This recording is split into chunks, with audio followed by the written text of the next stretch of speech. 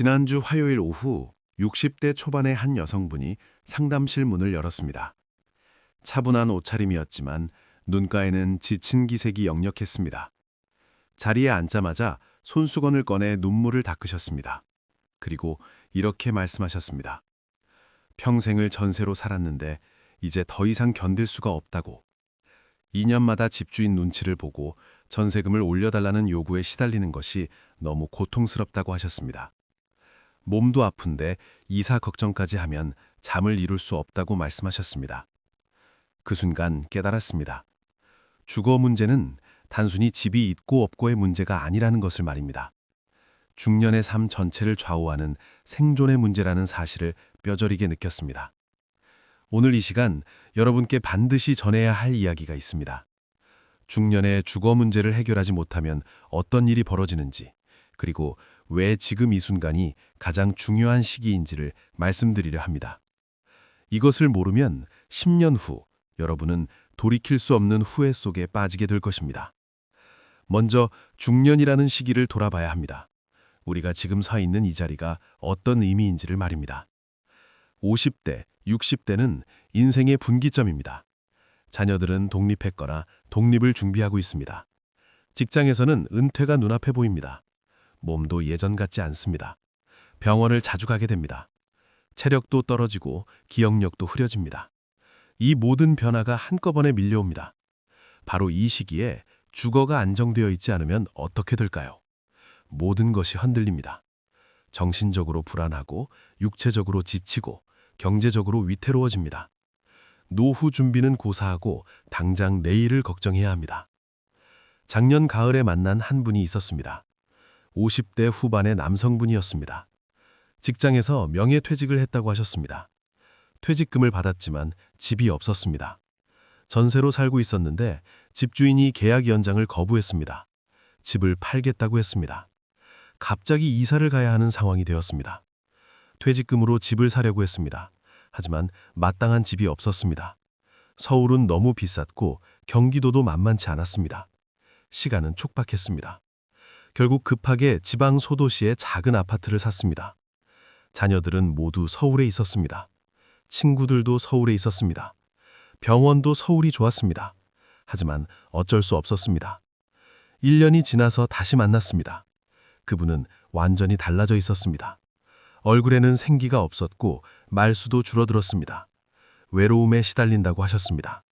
아는 사람이 아무도 없는 곳에서 혼자 지내는 것이 견디기 힘들다고 했습니다. 자녀들을 만나려면 2시간을 달려가야 했습니다. 몸이 아파도 제대로 된 병원이 없어서 고생한다고 했습니다. 이것이 바로 주거 문제를 제대로 해결하지 못했을 때 벌어지는 비극입니다. 단순히 집이 없는 게 문제가 아닙니다. 삶의 질 전체가 무너집니다. 그런데 이것보다 더 심각한 상황이 있습니다. 주거 불안정이 건강을 해친다는 사실입니다. 60대 중반의 한 여성분을 떠올립니다. 평생을 월세로 살아오셨습니다. 매달 월세를 내는 것이 고통이었습니다. 연금으로 겨우 월세를 내고 나면 생활비가 빠듯했습니다. 자녀들에게 손을 벌릴 수도 없었습니다.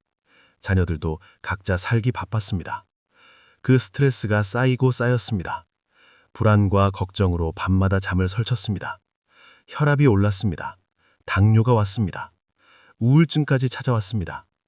병원에 가야 하는데 돈이 아까워서 참았습니다. 약을 먹어야 하는데 월세 걱정에 제대로 챙기지 못했습니다. 결국 몸이 완전히 망가졌습니다. 큰 병원에 입원했습니다. 수술을 받았습니다. 병원비가 수천만 원 나왔습니다. 자녀들이 돈을 모아서 냈습니다. 하지만 관계는 틀어졌습니다. 자녀들은 왜 진작에 집을 마련하지 않았느냐고 원망했습니다. 그분은 자녀들에게 짐이 된 것이 너무 괴로웠습니다. 의사 선생님이 말씀하셨다고 합니다. 주거 불안정이 이 모든 병의 근본 원인이라고 했습니다. 만성 스트레스가 면역력을 떨어뜨리고 각종 질병을 불러왔다고 했습니다. 만약 안정된 집에서 편안하게 살았다면 이 정도로 심하지 않았을 거라고 했습니다. 주거 안정은 곧 건강 안정입니다. 마음이 편해야 몸도 편합니다. 집 걱정 없이 살 수 있어야 제대로 치료도 받고 관리도 할 수 있습니다. 중년 이후에는 건강이 가장 중요한 자산입니다. 그 건강을 지키려면 주거가 안정되어야 합니다. 그런데 주거 문제가 해결되면 무엇이 달라질까요? 모든 것이 달라집니다. 삶의 품격 자체가 바뀝니다. 5년 전에 만난 한 부부가 있었습니다. 50대 중반이었습니다. 평생을 전세로 살다가 마침내 작은 아파트 한 채를 마련했습니다. 서울 외곽의 조그만 집이었습니다. 하지만 완전히 내 집이었습니다. 1년 후 그분들을 다시 만났을 때 표정이 완전히 달라져 있었습니다. 얼굴에 여유가 넘쳤습니다. 말씀하셨습니다. 이제 집주인 눈치를 안 봐도 되니까 얼마나 좋은지 모르겠다고. 내 마음대로 벽지도 바꾸고 가구도 드리고 정말 내 집처럼 꾸밀 수 있다고 했습니다. 더 중요한 변화는 심리적인 것이었습니다. 불안이 사라졌습니다. 2년마다 전세금 계약 걱정을 안 해도 되었습니다. 전세금 올려달라는 요구도 없었습니다. 갑자기 이사 가라는 통보도 없었습니다.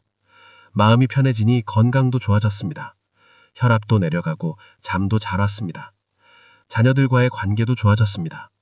예전에는 자녀들이 방문할 때마다 불편했습니다. 전셋집이라 눈치가 보였습니다. 하지만 이제는 달랐습니다. 당당하게 초대할 수 있었습니다. 손주들이 와서 뛰어놀아도 괜찮았습니다. 내 집이니까요. 경제적으로도 여유가 생겼습니다. 전세금 걱정이 없으니 그 돈을 다른 곳에 쓸 수 있었습니다. 여행도 가고 취미 생활도 하고 친구들과 밥도 먹을 수 있었습니다. 삶의 질이 완전히 달라졌습니다. 이것이 바로 주거 안정이 가져다주는 변화입니다. 단순히 집 한 채가 생긴 것이 아닙니다. 인생 전체가 바뀝니다. 그렇다면 지금 주거 문제를 해결하지 못하고 있는 분들은 어떻게 해야 할까요? 포기하지 마십시오. 늦었다고 생각하지 마십시오. 지금이라도 시작하십시오. 50대라면 아직 10년 이상 일할 수 있습니다. 그 기간 동안 집을 마련할 수 있습니다. 완벽한 집을 기대하지 마십시오. 작은 집이라도 내 집을 가지십시오. 서울이 어려우면 경기도를 보십시오. 경기도가 어려우면 지방이라도 알아보십시오.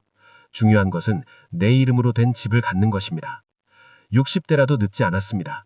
은퇴하면서 받는 퇴직금으로 작은 집을 마련할 수 있습니다. 자녀들의 도움을 받는 것도 부끄러운 일이 아닙니다. 지금 도움을 받아서 집을 마련하면 나중에 자녀들에게 훨씬 덜 부담이 됩니다. 주거가 안정되면 건강도 지킬 수 있고 자녀들 신세도 덜 지게 됩니다. 70대라면 지금이라도 정리하십시오. 전세나 월세로 사시는 분들은 자녀들과 상의하십시오. 어떻게든 내 집을 마련하십시오. 아주 작은 집이라도 괜찮습니다. 자녀 집 근처 작은 아파트라도 좋습니다. 안정된 보금자리를 가지는 것이 노후의 가장 큰 자산입니다. 주거 문제는 미룰수록 해결하기 어려워집니다. 나이가 들수록 소득은 줄고 선택지도 줄어듭니다. 지금이 바로 결정의 시간입니다. 1년 후, 2년 후를 기다리지 마십시오. 지금 당장 움직이십시오. 주변을 돌아보십시오. 주거가 안정된 분들은 노후를 편안하게 보내고 계십니다. 반면 주거가 불안정한 분들은 끊임없는 걱정 속에 살아갑니다. 이 차이를 만드는 것은 특별한 능력이 아닙니다. 중년에 주거 문제를 해결했느냐, 못했느냐의 차이일 뿐입니다. 여러분의 남은 인생이 편안하기를 바랍니다. 집 걱정 없이 건강하게 노후를 보내시기를 바랍니다. 자녀들에게 짐이 되지 않는 당당한 어르신으로 사시기를 바랍니다. 그 모든 것의 시작이 바로 주거 안정입니다. 지금 이 순간이 가장 중요합니다. 망설이지 마십시오. 오늘부터 주거 문제 해결을 위해 움직이십시오. 그것이 여러분 자신을 위한 것이고 가족을 위한 것이고 행복한 노후를 위한 첫걸음입니다. 오늘 이 이야기가 여러분께 용기를 드렸기를 바랍니다. 더 많은 분들이 주거 안정의 중요성을 깨닫고 행동으로 옮기시길 바랍니다. 이 영상이 도움이 되셨다면 구독과 좋아요 부탁드립니다. 함께 행복한 노후를 준비해 나가겠습니다.